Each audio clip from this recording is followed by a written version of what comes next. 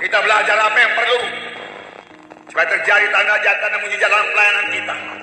Memang beberapa minggu yang lalu setelah kita mendengarkan firman Tuhan, bahwasanya tanda mujizat kuasa Tuhan terjadi karena sidang hidup kudus, karena anak-anak Tuhan hidup dalam kesucian. Itu tidak bisa dibantah, karena Allah itu Allah yang kudus. Roh kudus, Roh kudus, Roh kudus adalah Roh yang kudus, Roh yang suci, yang hanya memakai orang-orang yang suci hatinya, yang meninggalkan semua dosa, yang motifnya benar mengasihi jiwa-jiwa. Tuhan memakai dia dan mengurapi, dan kuasa Tuhan akan turun. Kita membaca waktu sidang pertama, di mana Ananias dan Safira menipu. Itu dosanya yang pertama. Dosanya bukan karena dia menjual tanah, bukan. Dosanya bukan karena dia punya tanah, punya uang, bukan. Mengapa Ananias dan Safira dihukum mati? Karena dia berdusta. Dia memberikan kesan yang lain daripada keadaan yang sesungguhnya untuk meninggikan namanya. Sebenarnya saudaraku, akar kejahatannya itu kesombongan yang mau dipuji. Karena Barnabas telah menjual tanahnya dan mendapat pujian, dia juga mau dipuji orang sebagaimana Barnabas. Tetapi dia saudaraku tidak mau mengorbankan seluruhnya. Bukan karena dia memberi separuh daripada hasil penjualan itu, saudara, dia dihukum mati, tidak. Dia bisa saja memberikan separuh atau sepersepuluh saja pun cukup. Dan dia berkata kepada rasul, ini persepuluhanku, ini aku berikan separuh, baru lagi masih membutuhkan. Tidak ada dosa dalam keadaan demikian. Tapi kalau dia beri separuh, tapi dia menipu, dan dia katakan inilah seluruhnya hasil tanah tersebut, itulah dosanya. Lihat, setan menipu. Setan menipu melalui dosa, melalui uang. Akibatnya saudara, hukuman mati berlaku atas mereka berdua suami istri. Biarlah kita berkata iya di atas yang iya, amin, dan tidak di atas yang tidak, amin. Ya, tinggalkan semua dusta. Jangan kamu berbohong lagi. Berkatalah benar firman Tuhan berkata, amin. Dan kalau kita menceritakan sesuatu keadaan, ceritakan dengan sebenar-benarnya, supaya orang mengerti bagaimana keadaan sebenarnya. Jangan keadaan yang lain kita ceritakan untuk membesarkan diri kita, meninggikan diri kita. Cerita yang benar, cerita yang lurus, diberkati Tuhan, amin. Ya, ini akan mengubahkan diri saudara.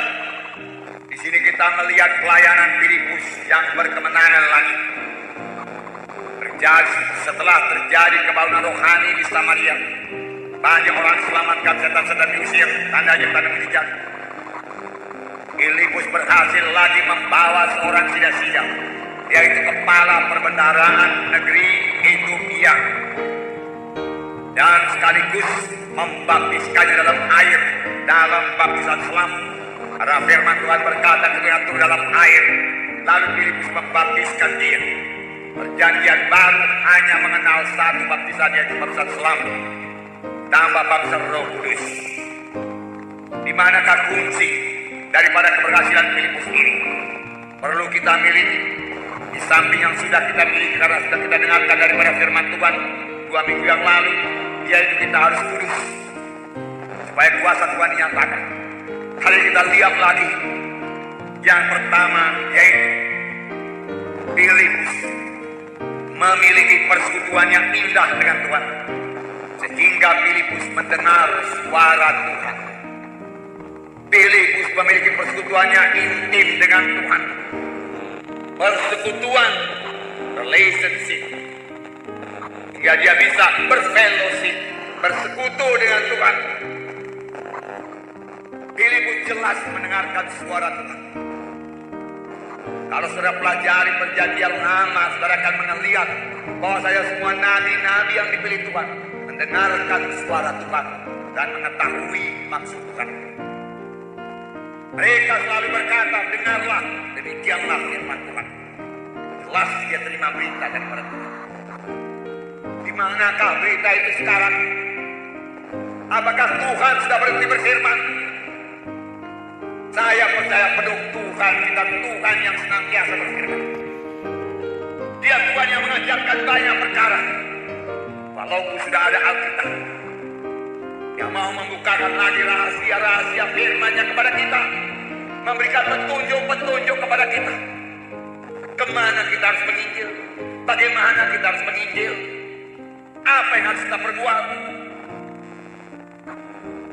Roh Tuhan tetap berbicara, milikilah persekutuan yang intim dengan Tuhan.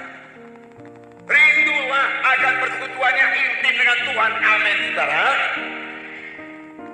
Rindukan persekutuannya ini. Dalam berdoa kita perlu mendengarkan suara Tuhan. Bukan kita saja yang terus-menerus berkata-kata kepada Tuhan. Mari kita diam sebentar, dengarkan suara Tuhan dalam doa kita. Tuhan akan bicara. Buangkan semua pikiran daging, pikiran duniawi. Karena firman Tuhan berkata, jikalau kamu mengasihi dunia ini, maka tidak ada padamu kasih Bapa. Jikalau pikiran kita dipenuhi dengan pikiran-pikiran dunia ini, tidak ada tempat bagi Roh Kudus untuk bicara. Roh Kudus mau bicara. Dengar suaranya dan miliki persekutuan yang indah dengannya. Ini kunci untuk pelayanan yang berhasil, yang disertai dengan tanda dan mujizat yang membawa jiwa-jiwa pada keselamatan. Saudara bisa melaksanakan. Saudara bisa melaksanakannya. Saudara bisa melaksanakannya. Amin.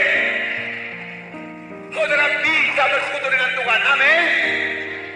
Saudara bisa mendengarkan suara Tuhan. Amin. Katakan amin.